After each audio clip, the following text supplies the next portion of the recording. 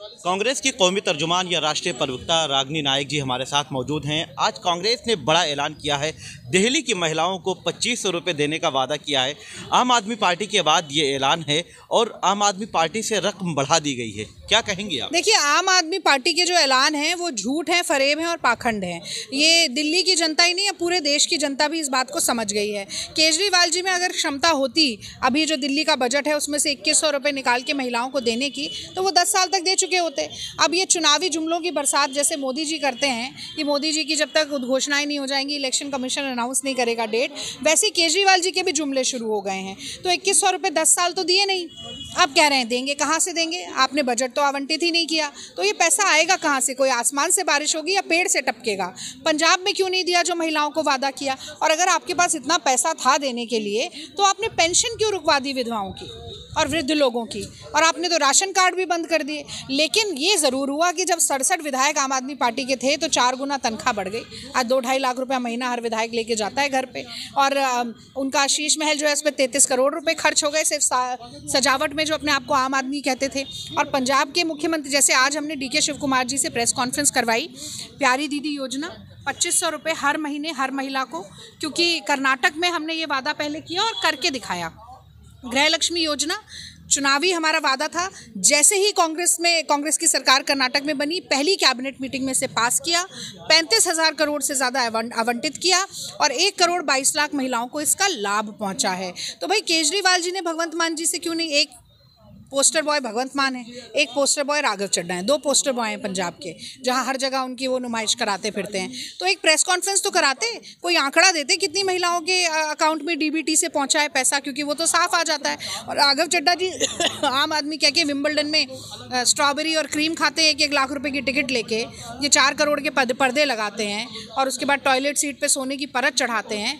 आम आदमी के नाम का सबसे ज़्यादा दुरुपयोग अगर किसी ने किया है तो वो केजरीवाल है। लेकिन जिस तरह से कांग्रेस ने आज DK शिव कुमार की बात की और वो प्रेस कॉन्फ्रेंस में आए, क्या कर्नाटक मॉडल पे ही दिल्ली प्रदेश कांग्रेस कमेटी अब आगे बढ़ेगी और उसी को दिल्ली में लागू? देखिए, हमारी जहाँ जहाँ सरकार रही वहाँ हमने एक अलग और बहुत ही खास मॉडल इस्टेब्लिश किया है।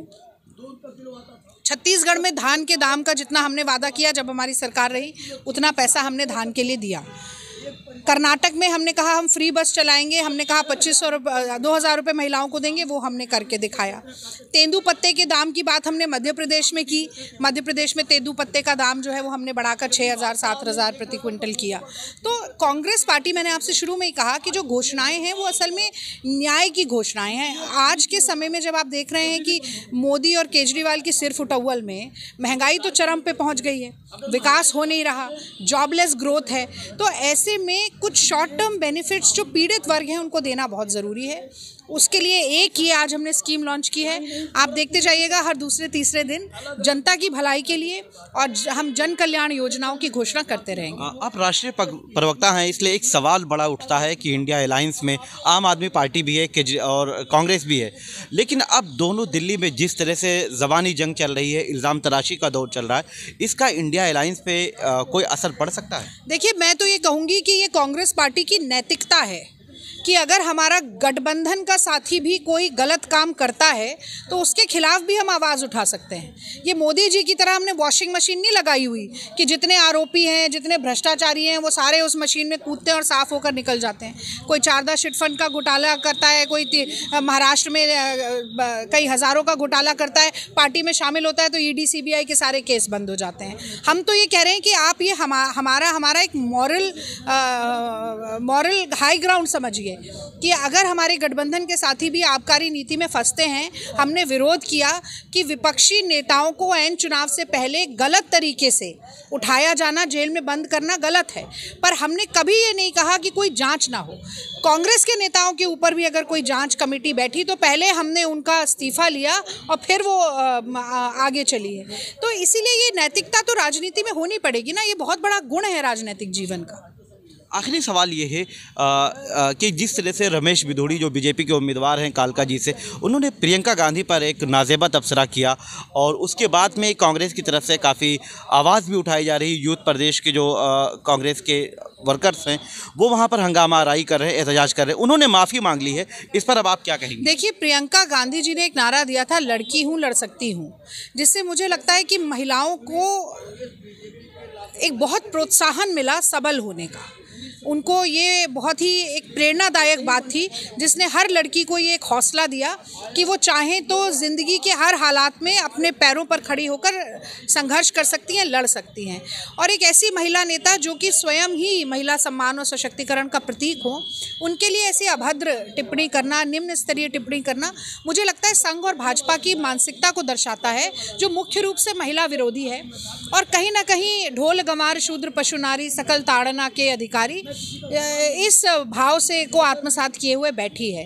पर दूसरी बात हमें ये भी देखनी पड़ेगी कि ये तो चेले हैं रमेश बिधूड़ी, इनकी तो आदत है बदजुबानी करना, पर इनके जो गुरु हैं वो महिलाओं के लिए कितना अपमानजनक आचार और विचार रखते हैं। कभी दीदी और दीदी करते हैं, कभी शूर्पणखा कहते हैं, कभी 50 करोड़ की गर्लफ्रेंड कहते हैं, कभी कांग्रेस की विधवा कहते हैं। तो गुरु जो संदेश देगा चेला वही करेगा।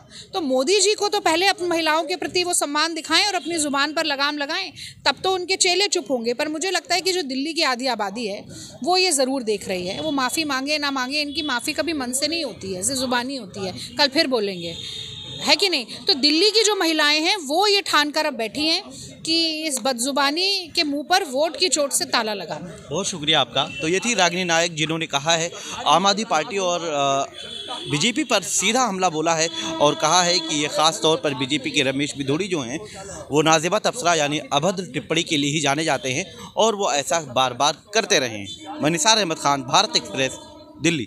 हमारी वीडियो आपको पसंद आए तो लाइक कीजिए, शेयर कीजिए और सब्सक्राइब कीजिए। साथ ही कमेंट बॉक्स में आप अपनी राय भी ज़रूर दें। और हाँ, अगर फेसबुक पर आप वीडियो देख रहे हैं तो हमारे पेज को फॉलो करना ना भूलें।